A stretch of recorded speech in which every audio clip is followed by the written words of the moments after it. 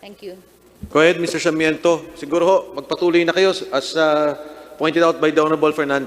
Mr. Sarmiento, can you kindly give us your full name, yung iyong naging trabaho sa PhilHealth, at nasaan ka na ngayon? At the same time, ay briefly, ikwento mo yung na-discover mo at ginawang aksyon para dito sa mga Pekeng, Resibo, at non-remittances na mga hiring agencies, na mga recruitment agency na hindi na-remit yung pera ng mga OFW. Go ahead, please. Thank you, Your Honorable Chairman. My name is Ken Sarmiento. Dati po akong Senior Auditing System Specialist. Yes, nagsimula po ako sa PhilHealth as an internal auditor. And later on, by 2014, na-assign po ako sa POEA OFP Operations Office. It is a specific office of PhilHealth that caters. Unahan naming fake receipt noong September 16, 2015. So immediately what we did is verify po muna namin itong resibo ito to check kung peke po pa talaga at naging peke nga. And in turn, what we did was to inform my superiors about it, to ask for instructions. Ang cost po ng receipt na yon, 2,400 lang po. Next slide, please. By September 19, 2018, 224 confirmed fake receipts na po ang na-detect namin. 868 suspected fake receipts. Suspected kasi Xerox copy lang po yung na-submit sa amin. Whereas that 224 originally falsified receipts po ito. And we did not stop from there. Nag-dig deeper po kami with the cooperation of the POEA, and we learned that 7,257 OFWs po hindi na paghulugan ng premiums. Ang total po nito nung time na yon is 17.4 million na po. Mas mataas pa po sa mga dating figures na naibigay. Pero bayad sila? Hindi po. Okay, go ahead.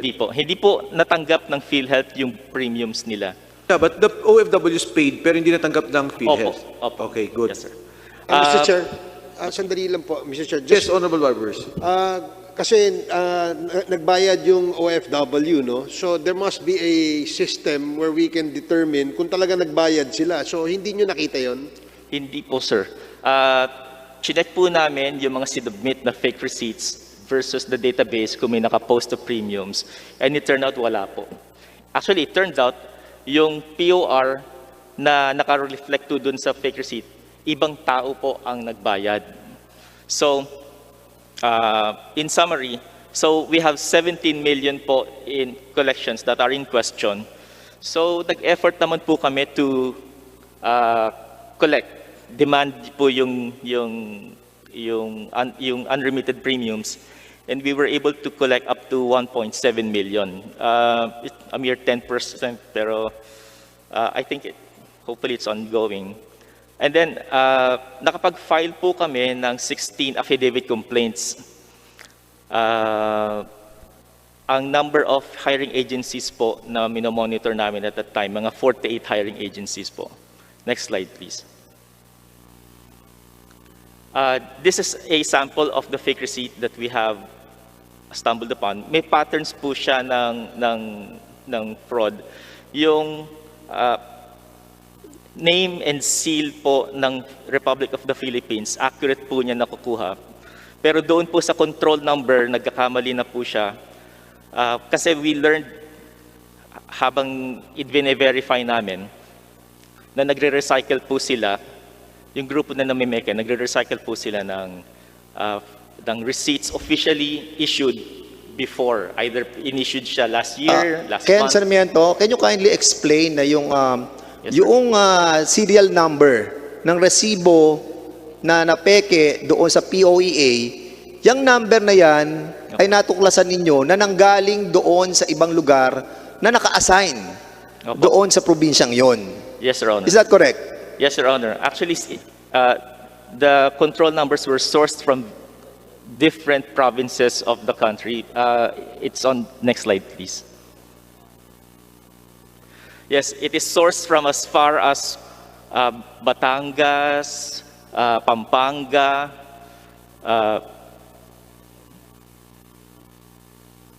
Iligan. And in the course of our fact-finding, we were successful enough to determine kung sino po yung mga persons of interest involved. With the permission of the body, I anonymized po yung mga names and names of the persons of interest and the hiring agency they represented during that Mr. time.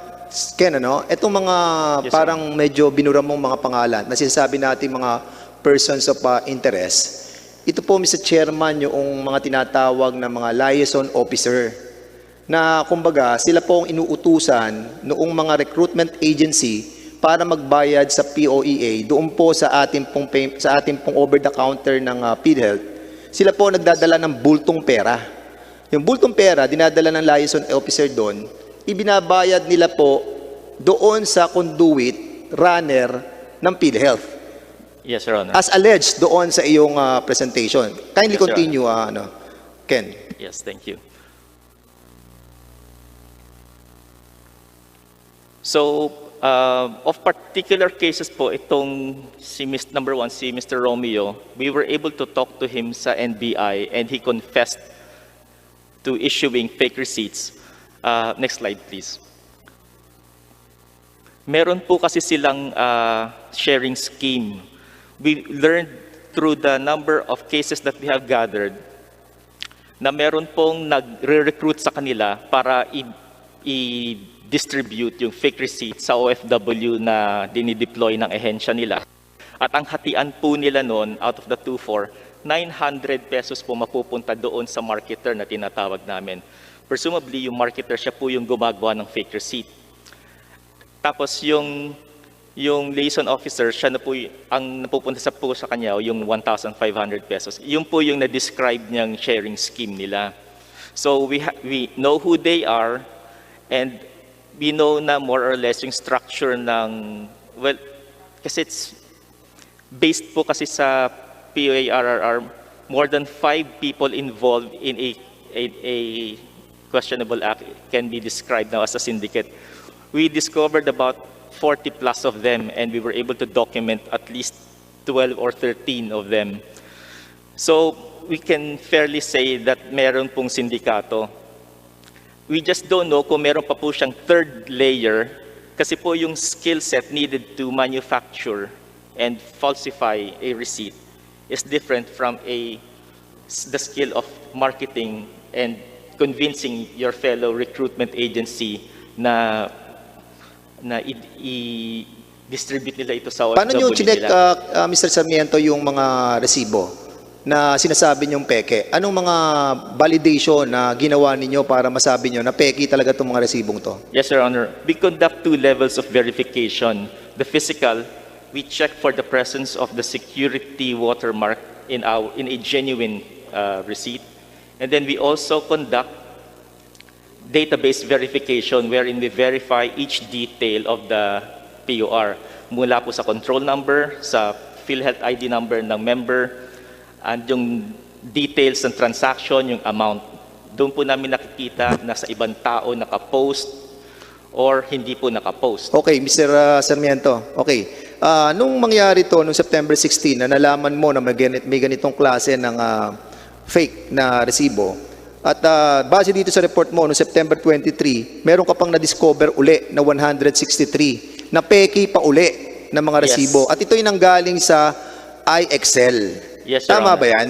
Yes, So itong Your Honor. iExcel na to, ito ba ay kusang loob nilang binigay yung mga resibo or talagang kinuha ng inyong department para maimbestigahan? Ano nangyari dito sa mga resibong peke na galing sa iExcel?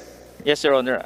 Nung na-detect po namin yung case ni Mr. Kalungkong, what we did is we wrote a letter to iExcel to inform them of the matter and for them to explain. And kindly enough, nag-submit po sila pinadala po nila yung operations manager nila and they were cooperative enough to say na meron din po silang 168 pa na resibo na questionable. So we proceeded to verifying them at nakita po namin na peke rin po sila.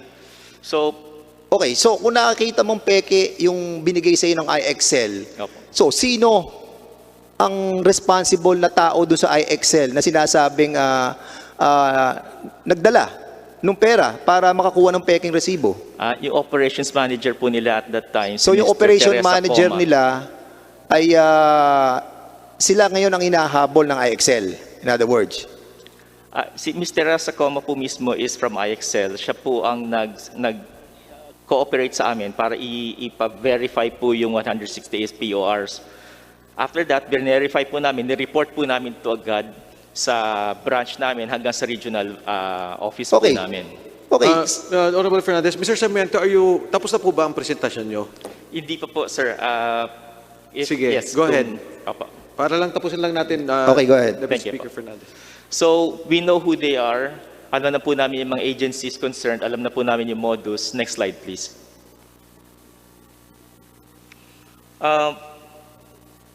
Napansin po namin, dalawa po ang modus na nangyayari rin. Isang retail na fraud. Retail meaning isa-isa po na binibigyan ng fake receipt yung OFW. At may napansin din po kami isang level na wholesale na dito po may involvement na po ang hiring agency na ini-instructan po nila ang LO nila na wag na magbayad, mag-remit ng premiums sa PhilHealth. Napansin po namin ito sa isang case, pero yun nga po, dahil na unsyami po yung investigation namin, hindi namin na ipagpatuloy ito. Ang ibig sabihin, yung mga recruitment agency, Opo. yung kinukuha nilang pera sa mga OFW, imbis na ibayad, i-remit sa PhilHealth, Opo. hindi na nila binabayad? Opo. Ano ginagawa nila? Hindi na po namin masabi, pero So yun na yung pinaghahatian, tapos binibigay na yung Pekeng resibo. Ganun ba yun? meron pong ganon. Opo. At merong hiring agency na Opo. napatunayan kayo na sinasabi at umamin sila. Kasi nung na-discover po namin yung pamimeke, ang una naming question kung sino yung gumagawa. So based on evidence, nakita po namin yung mga liaison officers. Ang second question po namin is, alam po ba ito ng may-ari ng hiring agency? At kung kasagwat po ba sila? So far po, may isa po kaming case na nakita na ganun nga po ang lagay, na ininstructan daw po siya na wag nang mag-remit ng PhilHealth premiums. Ay meron kang nakuwang affidavit o sworn affidavit na galing sa kanila? Yes, Sir Honor. Meron po. Sige, go ahead with your presentation, Sige please. po. Okay. Next slide, please. Thank you. So, next slide. So, inassess po namin yung impact ng collections, yung impact ng fraud sa collections namin. So, sige po. Next. Ito po yung baseline namin, yung green, yung 2014 collection namin. Nakakolekta po kami ng 1.7 billion. Pagdating po ng Wait muna, 2015... yan yung 1.7 billion ang galing yan sa mga OFW? Opo. Okay, go ahead. Opo, Your Honor. Yes, sige po. Next click. Noong 2015, pumutok po yung fake receipts, red line. By April, makikita niyo po na bumagsak po ang trend ng collections ng PhilHealth. Ang target po namin for 2015 was 1.9 billion. Pero by the end of the year, sa 2015, 1.2 billion lang po ang nakita namin. Next click, please. Okay. So more or less, 400, 500,000 po yung kulang. By 2016, yes, ayun po yung black line. Bagsak na bagsak po. Next click, please. Mr. Sarmiento, Yes, just Your Honor. 500 million, not 1,000. Sorry. Opo, sorry Okay, po. go ahead, please. So, by So what is 2017, the for 2016? Opo. Kasi binigay mo 2014, 2015, 2016. Ano ang ito target po. at Yeah. magkano ang actual collection? ang collections po ng 2016, pasensya na po,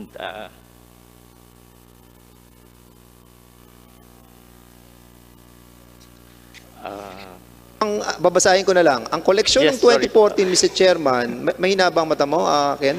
opo, mahina Okay, po. sige. Babasahin ko. Ang Pasensya niyo. 2014 na nakalagay dyan, Mr. Chairman, 1.7 billion ang koleksyon nila. Ayun po. Noong 2015 po, naging 1.283 na lang billion. Nung 2016, naging 823 million. At nung 2017, 465 million.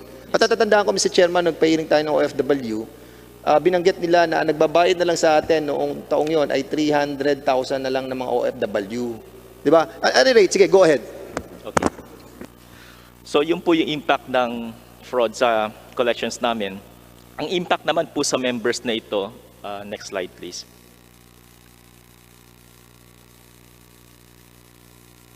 Yes, if the presentation can be loaded again. Thank you.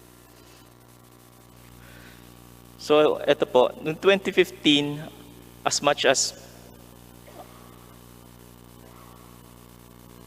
204,000 OFWs po ang hindi na-cover. By 2016, as much as 191,000 OFWs ang hindi po na-cover. By 2017, 149,000. OFWs po ito na umaasa na na-covered sila ng PhilHealth pero hindi po na-cover dahil po sa nangyayari. Sige po, next slide please. So nireport po namin ito at may mga recommendations po kami tulad ng pagsasampa po ng Saan mo ito nireport? Nireport, based po sa protocol namin, nireport po ito diretso sa office ng Regional Sino ang Vice immediate President. boss mo? Ang immediate boss ko po si Dr. Cynthia Camacho, OIC. Pinaalam mo kay Dr. Cynthia sa Camacho na Yes, merong Your ganitong nangyayaring... Yes, Your Honor. Siya po ang immediate superior ko, so nag-report po ako sa kanya. And in turn, i-report po ni Dr. Camacho kay then Regional Vice President Dennis Mas. so ang Regional Vice President ng... tapos ka na ba sa presentation mo? Almost tapos ka na ba? Last slide na lang po. Okay. Thank you. Nireport po namin to, wala po nangyari. After 3-4 years po of conducting fact-finding, wala pong outcome sa ad hoc committee, wala pong outcome na napakulong o na-apprehend, wala pong action doon sa 16 affidavit complaints na na-file. At ang nagawa lang naman po nila na persecute yung dalawa, na tanggal po ako at yung boss ko sa aming posisyon. Natanggal ka sa PhilHealth? Natanggal ka doon sa area mo sa POEA? Opo. Dahil sa na-discover mo, natanggal ka? Opo.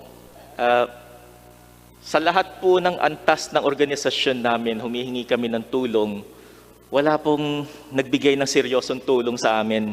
So lahat ng pagpapile mo sa NBI, pagkukulate mo ng mga dokumento, affidavit ng mga license officer at mga hiring agency, it's all you. Yes, Your Honor, wala po nangyari doon. Deputy Speaker Fernandez, Mr. Sarmiento, medyo Yes, Your Honor. seryoso po yung accusation nyo Yes. na because of your discovery, tinanggal kayo. Yes, Your Honor. Sino ho ang pinupunto nyo sa PhilHealth na nagtanggal sa inyo? It was a collective effort po involving then RVP Dennis Mas, former COO Jan Basa,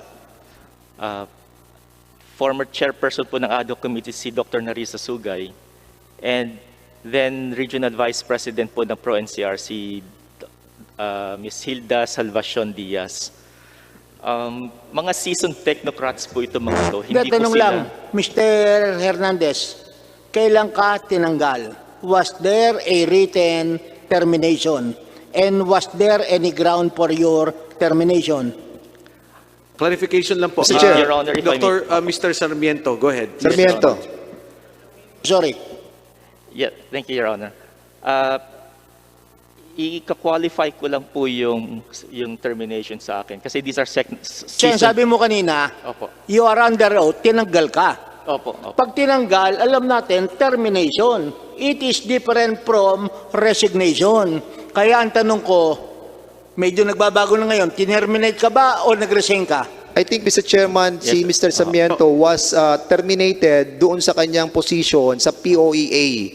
That's why we want to clarify. Yeah, Okay. nalipat siya from POEA, ibinalik siya doon sa NCR. Is that correct? Yes, Yun Your ang Honor. nakalagay sa report eh. Yes, Your Honor. So, it was not termination. You were transferred.